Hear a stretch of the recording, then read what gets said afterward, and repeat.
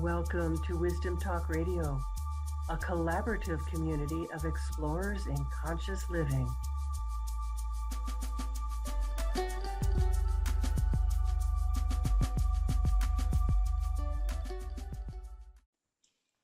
Welcome to today's episode of Wisdom Talk Radio. This is where we explore the depths of conscious living and what it truly means to live an expanded life.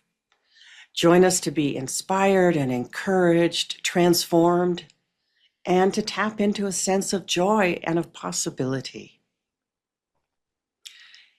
In conversation after conversation that I'm having these days with clients, with friends, with colleagues, there is more unsettledness about the state of the world than I can ever remember before. Even during the pandemic, it feels like there's a greater sense of that unsettledness. And people are alternately angry and sad or fearful, and often then accompanied by a deep breath, stating a commitment to living or defining and walking the path of love. What does that mean? I deeply respect the woman that I have invited to be with us today, Kathleen McGowan. And I have invited her to bring forward the ancient teachings, really, to show us what is possible today. I'm Laurie Seymour, host of Wisdom Talk Radio, and CEO and founder of the Baca Institute, home of the Quantum Connection Process. You can go there to discover your unique connection with the essence of who you are by taking the Quantum Connection quiz. Why do I call it a quantum connection?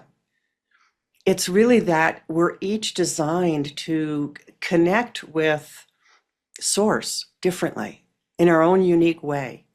And knowing your own archetype, your own style, opens a deeper conversation and a deeper connection with the universe.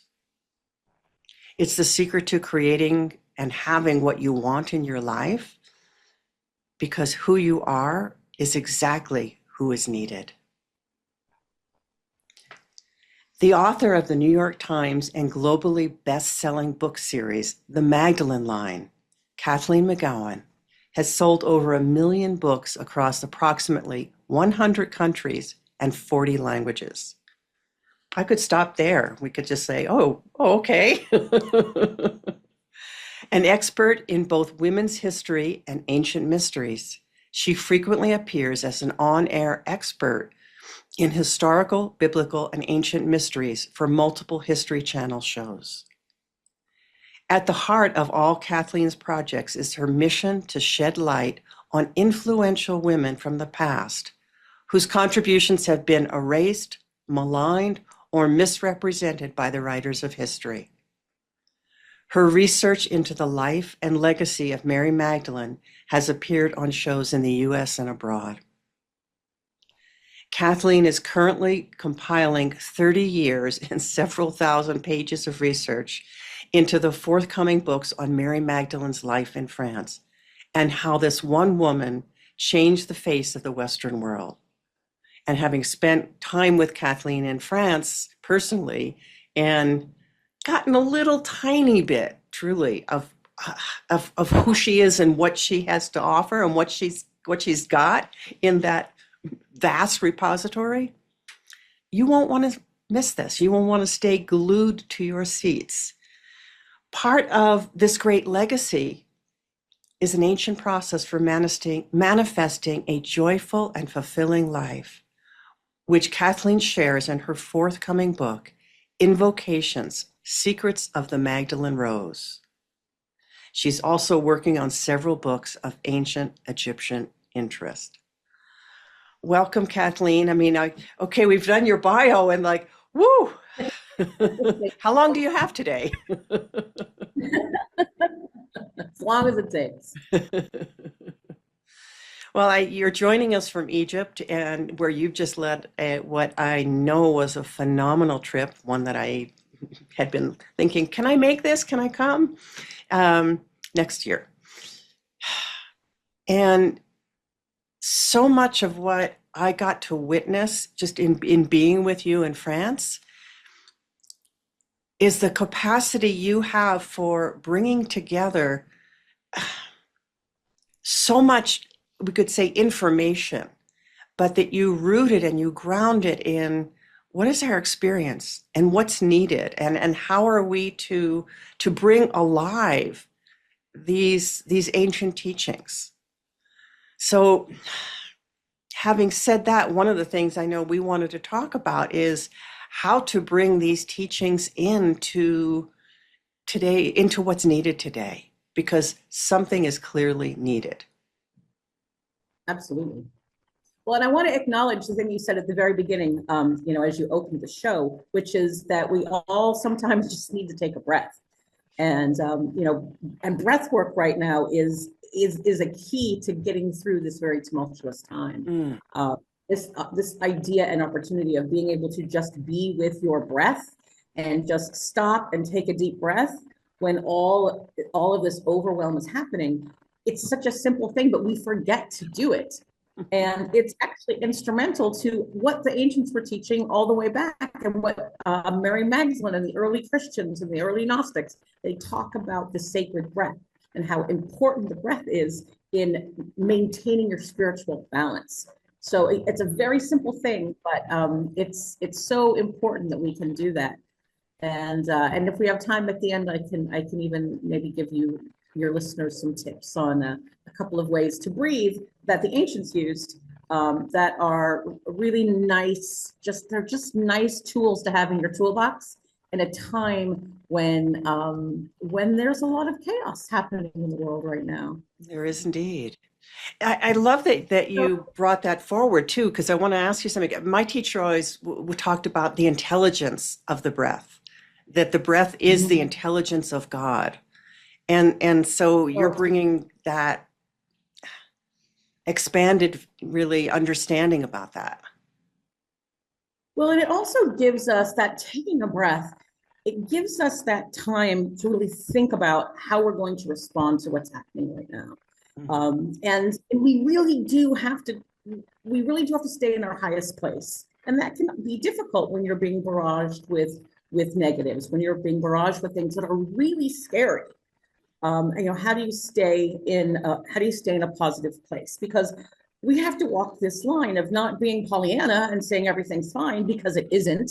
And because we are smart, responsible people who want to be active in the protection of our communities and of all the things that we hold dear in terms of, our freedoms but yet we still need to be coming from a spiritual place. So this idea of taking a breath is one of allowing us to reset and think about what we're going to do next, what we're going to say next, right? Because of course, what comes out of our mouth is what we manifest in the world. So right now, it's just really, really important that we all don't react. Respond, but don't react. And I think that's a big piece of this. So I think that there's an idea of how do we just go forward day to day. And then there's another piece, which is the next level, which is how do we lead? What does leadership look like in the current place that we're in? I'd like to talk about sort of both of those historically and spiritually, if that's okay. Absolutely, yes, because leadership is, you're not just talking about leaders, you're talking about that, perhaps, I think, that inner sense of leadership and how we manifest that in the world. Absolutely. And it's not just someone who leads a company or someone who leads a country or someone who leads a movement. You're acting as a leader in your day-to-day life. You are a role model when you go out into the world. You are a leader as you show up, family, in your community, in your job, whatever it is, you are in a leadership position. And how do we do that in such a way that makes us a role model, that puts more positive energy into a world that right now is really suffering from a lot of negativity? So how do we do that? And because what you have crafted there is such an essential thing. I hear people saying, "Oh, well, everything will just work out," everything is just as it needs to be. And yeah, I understand a thread of that, but you've the way you just said that was so beautiful. That's like, how do we move out in not be a Pollyanna and Right. stay with our highest capacity? Yeah, because we also, neutrality is not a spiritual place to be. And that's a controversial statement, because there are a lot of people who feel that neutrality is a spiritual place. I don't believe that, right? Ah, I mean, we go back to the understanding that the only thing necessary, for evil to win is for good people to do nothing. And so that's a critical thing to remember. We mhm, can't be apathetic, and we mhm, can't be passive. Okay, that doesn't mean that we have to be aggressive, but it means that mhm. we have to be active. We have to show up actively in our lives and in our community. And I think that is a key thing that we learn when we look at women in history who made a difference. And specifically, I'm talking about Mary Magdalene, who was an absolute activist. You couldn't have accomplished all of the things that she accomplished without being an activist. So what does being an activist mean, both historically and present day? What is, really what is needed? So when I look at Mary Magdalene as the role model, right? And I really believe that this woman who lived 2,000 years ago is our best role model for the 21st century. And here's why. She lived through times every bit as tumultuous and chaotic as ours. Endured things we can't even imagine, and yet continued on her path, never swayed from her mission to get up every day and participate in making the world a better place. Mm, Never swayed from her commitment to protecting and preserving and expanding community in the name of love, right? Always preached the idea that God was love and that we were here to be the embodiment of that love. She was able to maintain that through the most challenging situations, including, death and loss and exile and being a refugee in a land where she didn't speak the language, all of these things. mm. So maybe for the people that don't know that piece of the story, I can just give a little 2 or 3 minute Please. example.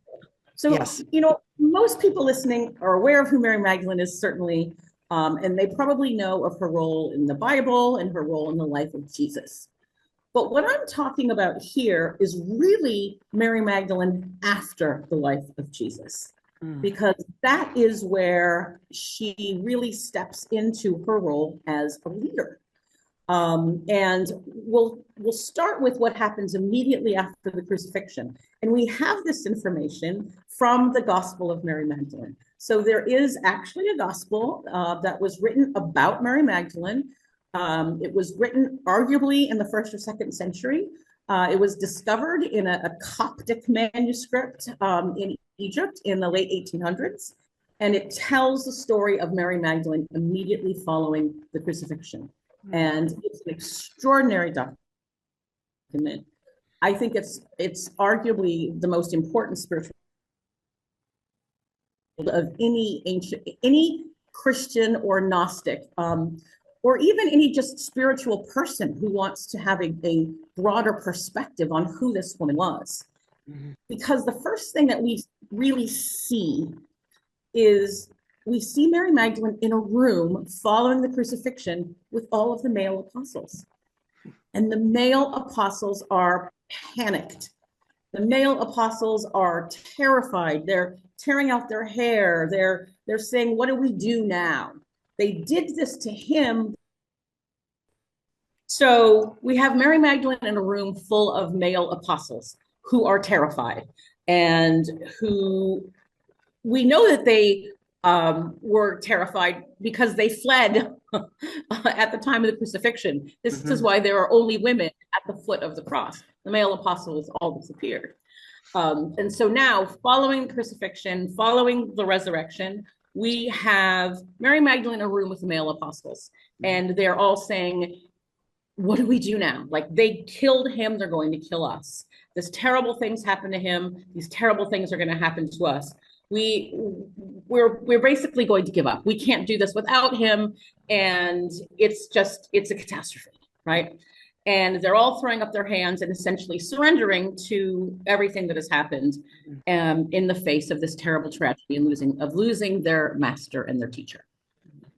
And who steps forward and gathers all of them together but Mary Magdalene?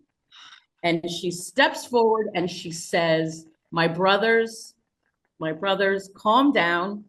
Here she is the comforter in chief now. She is standing there and she says, we're okay. I'm paraphrasing, but she says, we're okay. We've got this. He taught us how to do this. Like, we have a message, and we have that message of love, and we're going to carry that message out. We're going to do the work that we're here to do, and we're going to be okay, because this is what we're here to do.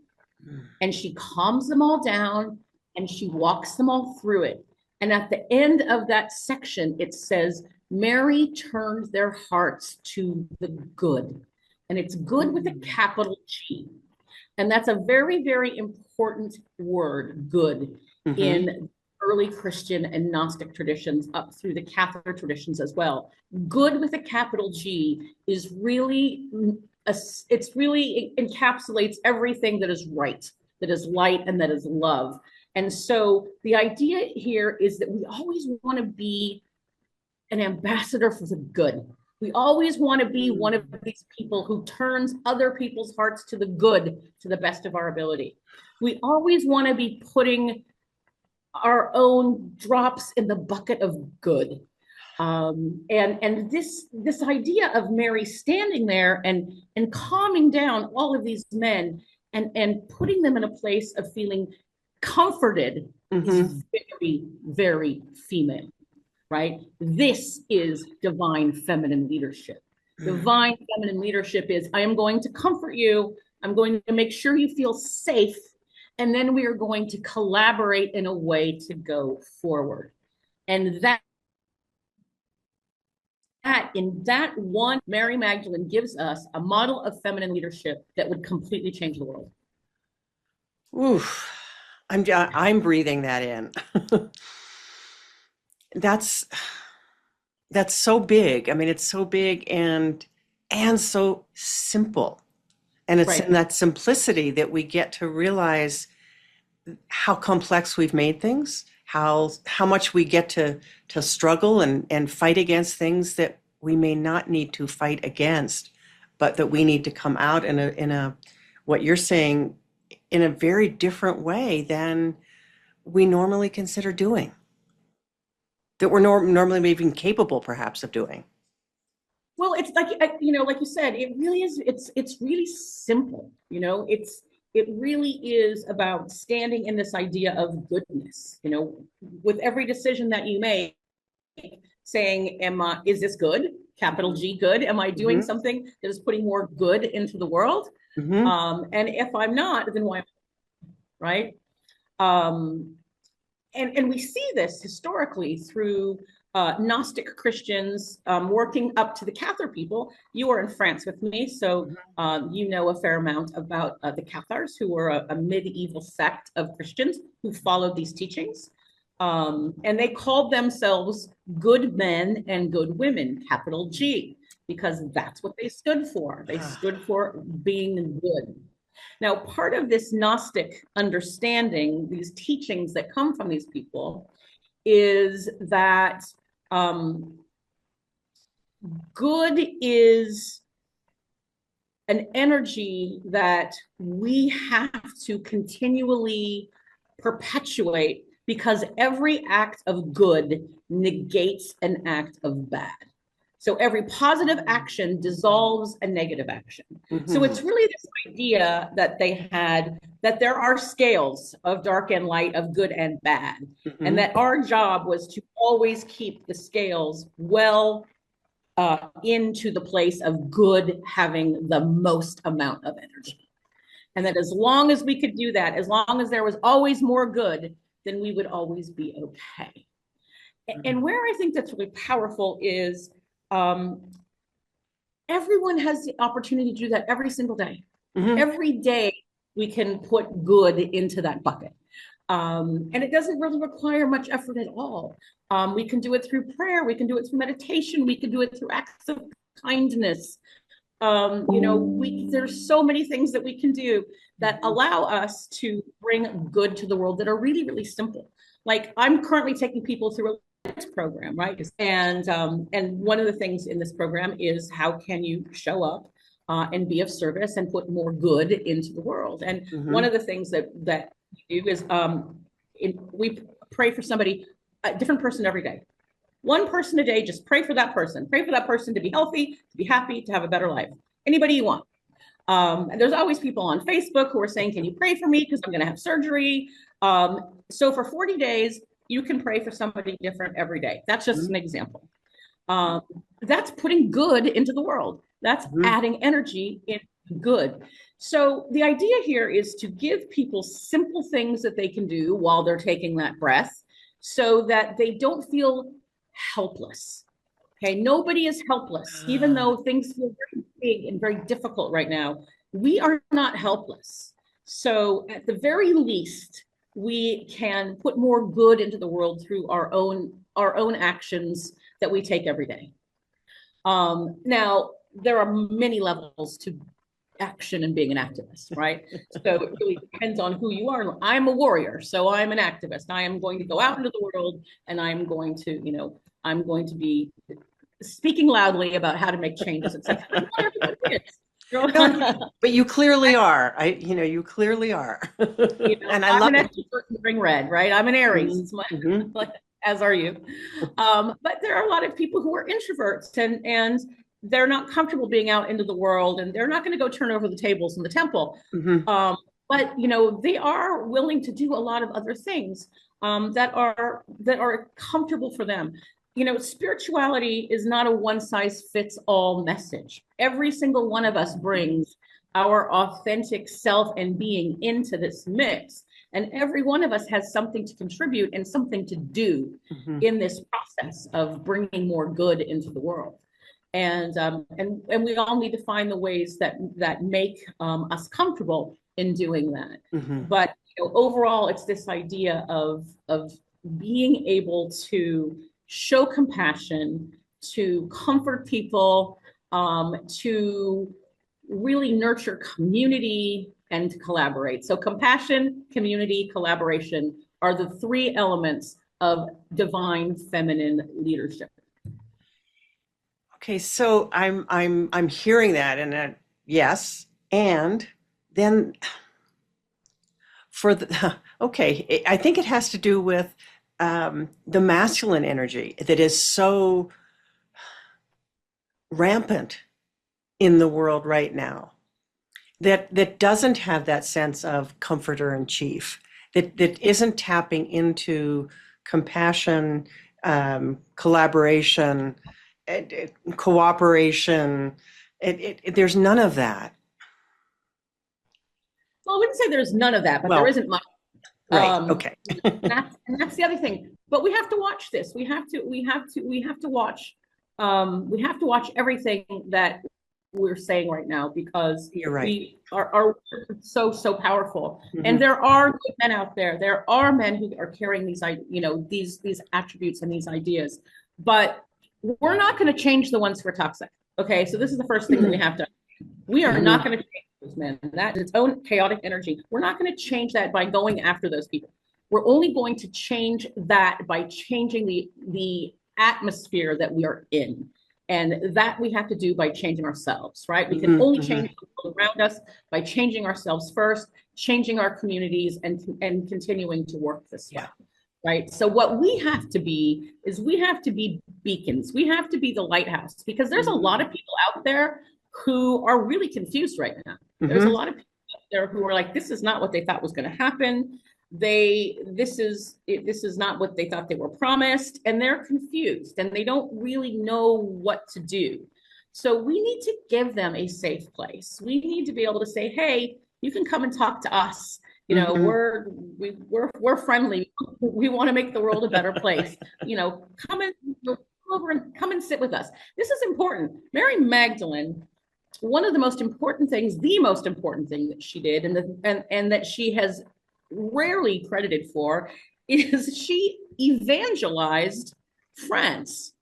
So whereas Peter and Paul go to Rome, and this Romanized version of Christianity evolves out of Rome, and it is Romanized. So what does it mean to be Romanized? It's hierarchical, it's patriarchal, it's punitive, it's violent, right? That's what starts to grow out of the Roman church. Mary Magdalene establishes a different kind of church, based strictly on this way of love and these Gnostic traditions. So Gnostic meaning knowing. So she's teaching people how to have their own connection to the divine, and how to nurture their communities, how to take care of each other, and live in a completely different way, a new community of love. And this spreads across France. And Mary Magdalene essentially evangelizes France almost single-handedly. A little bit of help from her sister and her brother and a few other apostles who are there with her when she arrives in France. So for those who don't know this part of the story, after the crucifixion, Mary Magdalene comes to France as a refugee, right? So that's what we're talking about. And when she gets there, she sets about preaching this new way of love to the pagan people of France, and starts by trying to distract them from sacrifices and that type of thing, and brings them in to this new way of love strictly through storytelling and having community events. There are beautiful places in France that are named after places where Mary Magdalene taught. Like there's a place in the southwest of France that's called Les Labadous, which means the washing place. And because it is in the landscape and the folklore that Mary Magdalene used to call women together at the river, and they would do their laundry together while she told them stories, right? So the point of all this is that Mary Magdalene was able to change an entire nation's belief system through these things. Now, initially, she went to jail a few times. All good activists go to jail a time or two, right? All good activists have their day. You know, it was not always an easy path, but she persevered, and nevertheless she persisted, right? And so the point is that through this process of compassion and community and collaboration, she evangelized an entire nation, changed the entire belief system of the people of France. That's why they called her the first queen of France. It's astonishing what she did. And she did all of it peacefully. And if you look at other Christian missions across the world in the early and late Middle Ages, they're all done with bloodshed. Mary Magdalene was able to do hers strictly through this process of divine feminine leadership. And her sister Martha was doing the same thing in her part of France as well. She was also preaching the way of love and teaching, and she was a great healer by the early accounts from the early Middle Ages. So we have these two incredible women actually who are leading an entire nation in changing the way that they think through this very calm process. So they didn't say, we're going to take on this toxic masculinity of Pontius Pilate and Herod and whatever's happening, you know, in Rome. They didn't say that at all. They said, we're going to go and do what we do, right? We're going to go and we're going to gather more people and bring more people. And the more people who join us, the stronger we're going to become. And that's so rather than fighting, that's the beauty of what you're saying. Rather than fighting, there is that sense of, I'm going to be who I am. I'm going to be that, as you said, the beacon. And in being that beacon, people start to be drawn. Because people are, right now, there's so much looking for the light. There's so much looking to remember what's true. Absolutely. And they need leadership. They need people to stand up there and say, hey, let me help you. Let me help you find it. Not, I'm going to show it to you. Right. You don't need Google. We need sisterhood. We need people to stand up and say, hey, I'm your sister on the path. Let me help you. Yeah. Let's do this together. And there is another way. And you're not alone. That's the most important thing. There are millions of us who feel this way. It's now a question about how do we come together? How do we bring those millions into, some sort of cohesive grouping worldwide, where we're actually really all working together. But don't discount the power of what's happening energetically under the surface. If we can all sort of hold that line of bringing things to the good, it's a place to start. It's not a place to stop, but it's certainly a place to start. In a way, for me, it's the only thing, because because the light grows, that place of light grows, and it grows more, and more people are drawn to that. And there's assistance that's needed as that grows in how do we translate that into everyday life? How do we translate that into government, into how things can be run, into abundance? Can you speak a little to that transit point? Well, I mean, I think that a lot of it is about spending a little more time every day on your own consciousness. For example, a lot of us, a lot of women that I talk to are coming from a place of feeling real scarcity and fear, right? Of course, we are under threat again. We all have it, it's the witch wound, right? We all have it in ourselves. We all have this, this genetic and psychic and global consciousness knowledge of being hunted, right? And being persecuted. And so I think it's easy collectively to trigger that. And I think a lot of women are fighting with that. Yeah. So I think that's part one. And then part two is, the idea of scarcity, the fear around abundance, the fear of going into a recession, of losing losing Social Security, losing, not having, proper healthcare. And in this case, I'm talking to Americans, but, and I think that all of those things have to be addressed at larger levels. But for us personally, I think the first thing we have to do is take responsibility for our own sense of lack. And there are processes that we can use to move through that. So for example, again, what comes out of your mouth goes out into the world. So we have to be really careful about what we're saying. We have to correct ourselves when we hear ourselves saying, I'm broke, or I'll never have this, or we have to stop saying those things. It sounds like simple, maybe even sounds trite. It's not. It's powerful. Your word is your wand. It really is. So, and that's what my new book is about. That's why it's called Invocations. It's about every word that comes out of your mouth is creating something, right? In the beginning, there was the word. God creates the world through speaking. And we know that in Egypt, 5,000 years ago, one of the very first documents from Egypt is about the god Ptah creating the universe through words. So we have all of these ancient cultures that are telling us, that are reminding us that words create. And these are the same cultures that created things like temples and pyramids and things that we can't create today because we don't know how. So we need to be paying attention because they knew something that we don't know. And one of the things that we see over and over again is that our words are powerful. So we need to be careful what we're putting out into the world. We also need to work on our own scarcity. We need to work on that. We need to find ways to connect to the understanding that our source is unlimited, and we have to be able to tap into that source, and we get into our own way. And there's lots of great books out there that can help people with the abundance issue. Of course, my own book, The Source of Miracles, deals with it.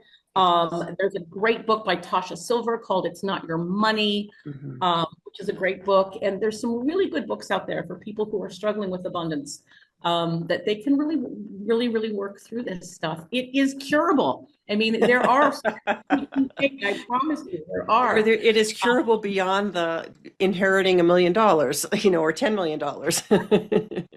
That's the problem, is that we get into this place where,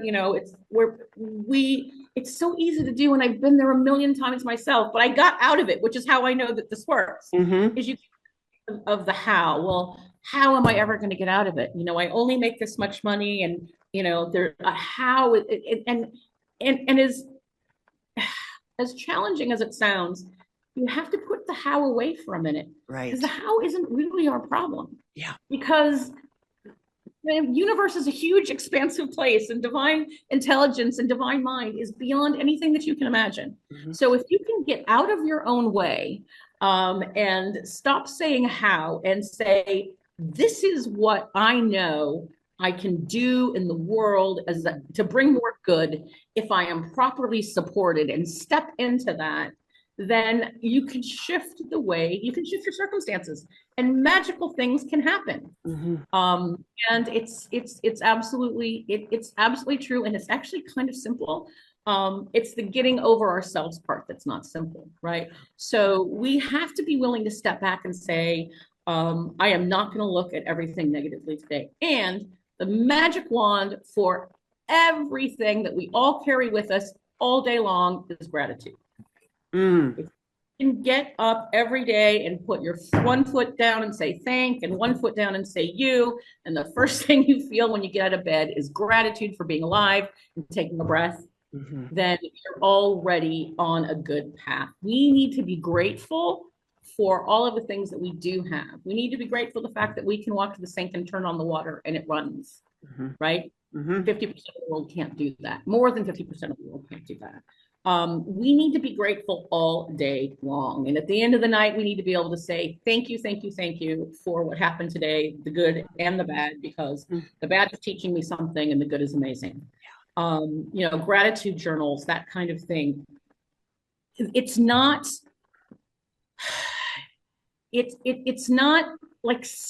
silly, right? This is not like silly new age stuff. This is real energetic work that changes your system. Yeah. And it teaches your system. Yeah. It changes your system. Yeah. It really does. And it changes the energy around you. And if even just keeping a gratitude journal for 40 days, everything can be changed in 40 days. And that's why, Jesus goes into the wilderness for 40 days. Buddha sits under the Bodhi tree for 40 days. 40 days is a very powerful container. And that goes back to, it takes about 6 weeks to change our neural pathways, which is 42. So this whole 40-day thing is an ancient tradition and understanding, but it's also, there's science to back it up. So it's not arbitrary. If you can be positive for 40 days, if you can keep a gratitude journal for 40 days, if you can do meditations, there's amazing free apps. I love Insight Timer, for example. Great free app. You can download it, hundreds of meditations on your phone.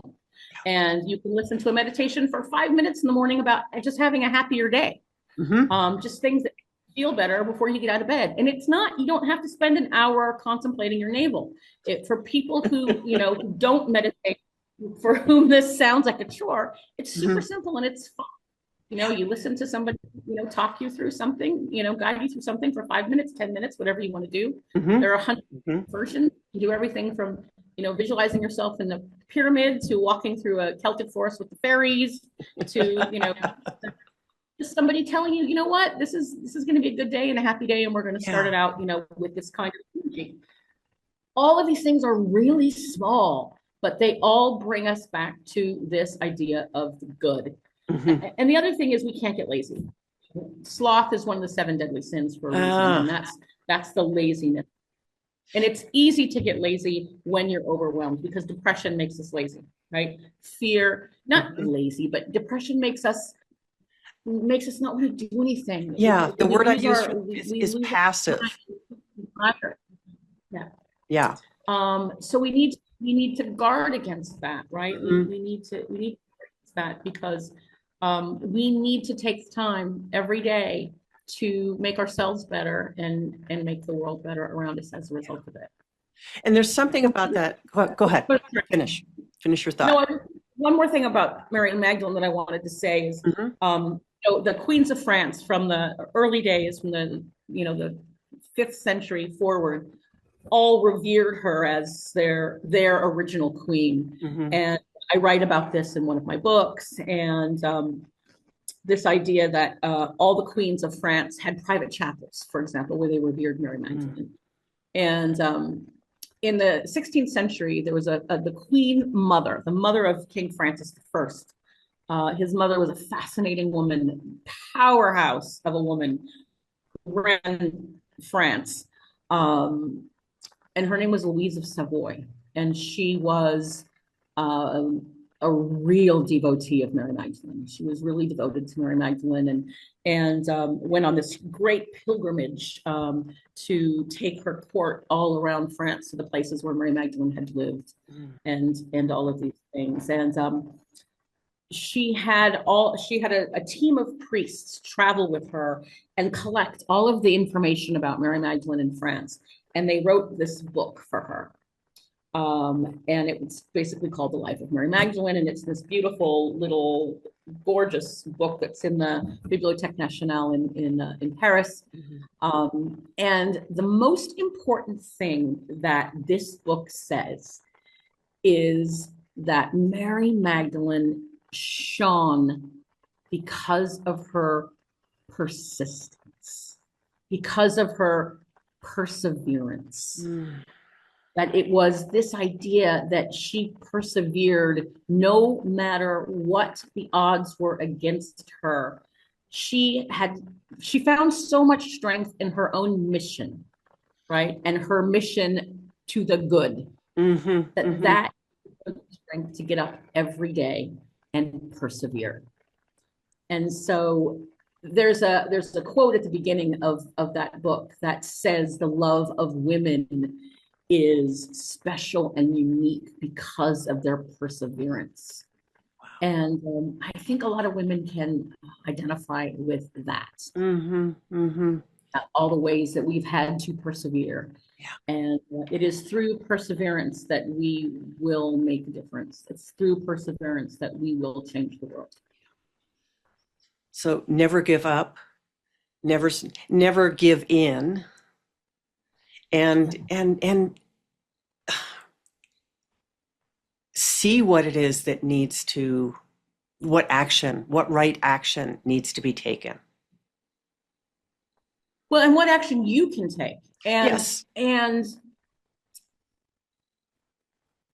I think it's also, because it's really about who you are in the world.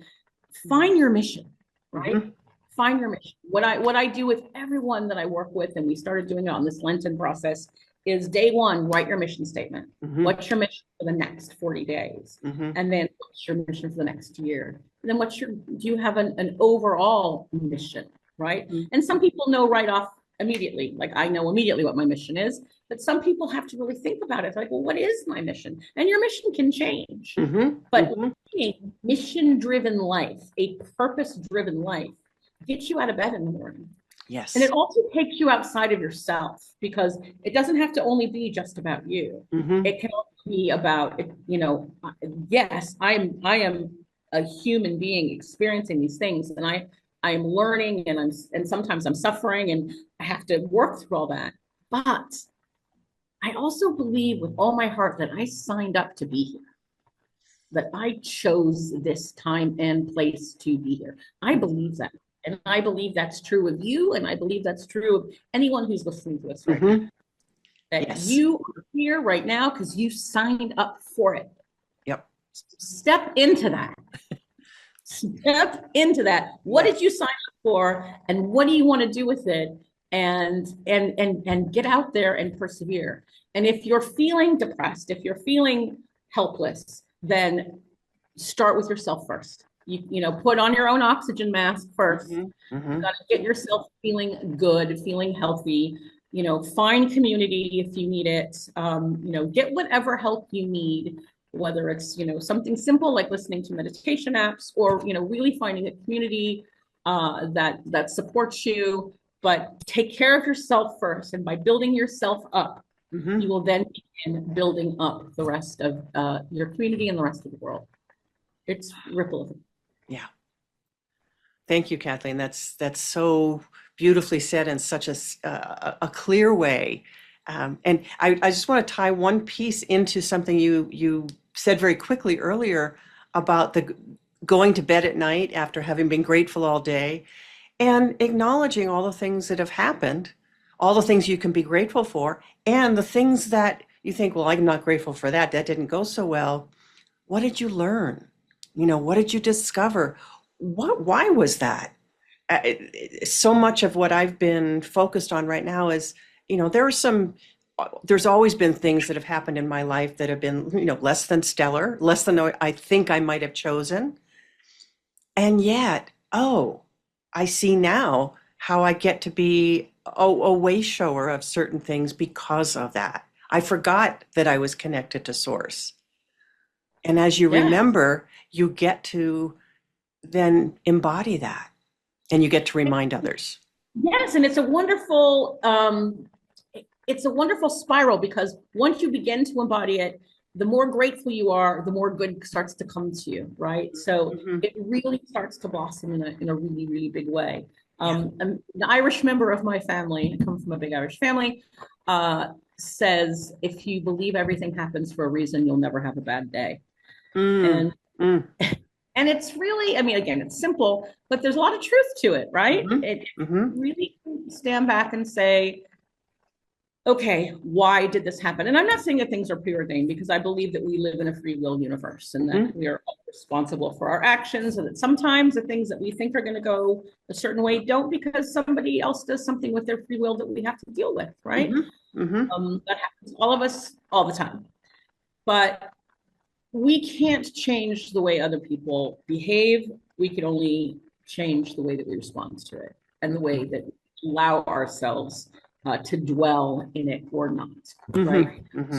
Point, if we can do an inventory at the end of the day and say, why did I do this? Why did this happen? Whether it's something I did or something that was done to me. And sometimes you have to sleep on it. Sometimes you're not going to get that answer when you go to bed. Sometimes you've got to sleep on it, and the next day it's like, okay, what happened yesterday? And what do I do with it? But you know what? Yeah, if you can take the learning and leave the pain, to the best of your ability, that's going to be a way that you can really move forward. Find the learning, find the lesson in everything. And everyone has something to teach us. And every day is a school day. You thought summer vacations were the things, but nope. Kathleen, thank you. Thank you for everything that you do, everything that you bring into the world. You have been utterly dedicated. I mean, beyond dedicated. I don't know what the word would be. And I mean that in such a way. I could say that to lots of people, and you embody dedication. Thank you. Yeah. Mary Magdalen's my role model. Yep. There's no accident that you have been on this mission for so very long and in such an exquisite way. Yeah. Thank you. Well, thank you. Thank you so much.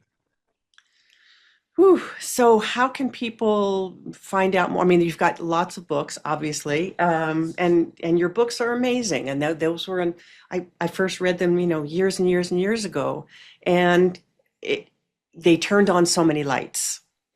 And the last one, your Boleyn book was yet again, and it's like another level of all of that. Oh, yes. Thank you so much.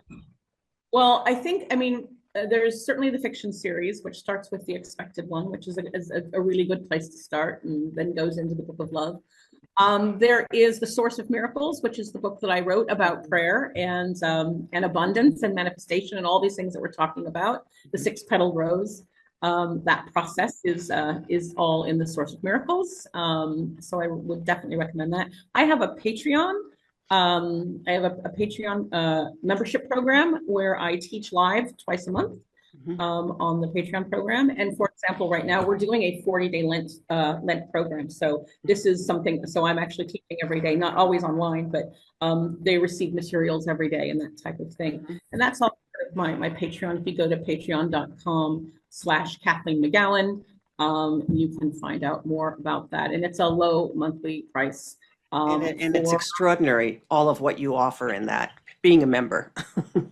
Well, thank you. It's a lot. I mean, and now we have, I think, there's 300 pages in the index of everything that we offer because I've got now there's 3 years of teachings in our archives. And so people have access to 3 full years of teachings. It's completely open to all members that they can spend as much time as they want going back through all these teachings over the last 3 years. So for people that want to dive deeper, that's a good way to go. I have a Substack as well, which is also free, and you can. I think. Oh, I can't remember. I can't remember the Substack address. I think it's KathleenMcGowan.substack.com, and you're going to get my writings for free several times a week.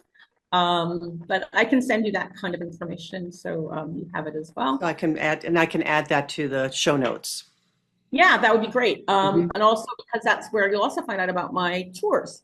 So I do these magical mystery tours to profound spiritual places around the world. I always do France. I always do Egypt. And then every year we do a couple of different places. This year we're going to Italy. Next year we're going to India. And I think we might be going to Bosnia as well. So that's all information that you will see on Substack. My website is KathleenMcGowan.com. It's currently being updated, so it's not the most up to date right now, but hopefully we'll have that updated in the next month or so. Great. Thank you for joining us from Egypt. I know it's been a little glitchy. We'll try and clean that up as much as possible, but it's just the reality of how weird it is in certain parts of the world. It is. I mean, look, sometimes we're really lucky that we have the lights have flashed off a couple of times. So, sometimes we lose power, sometimes we lose the Wi-Fi. So the fact that we were able to do this is a great thing. So Laurie, it was so good to be with you and to see you again. Yes. Thank you. And thank you to our audience thank you for being with us today. Remember to join us here regularly for more wisdom, discovery, and illumination. And if you've enjoyed this episode and this interview and this conversation, leave us a review because that's what helps other people discover more of what this brings to them, what this could bring to them. And it's what transforms the world. It is part of my mission. And it is for sure. It is for sure. And for more about how to thrive with your own personal quantum connection, head over and take the Quantum Connection quiz now. And we'll see you next time. I'm going to take it. Yay. Thanks for joining us here at Wisdom Talk Radio. We wish you well in your conscious explorations. For more information and to join in the conversation, our website is wisdomtalkradio.com or at Wisdom Talk Radio on Facebook.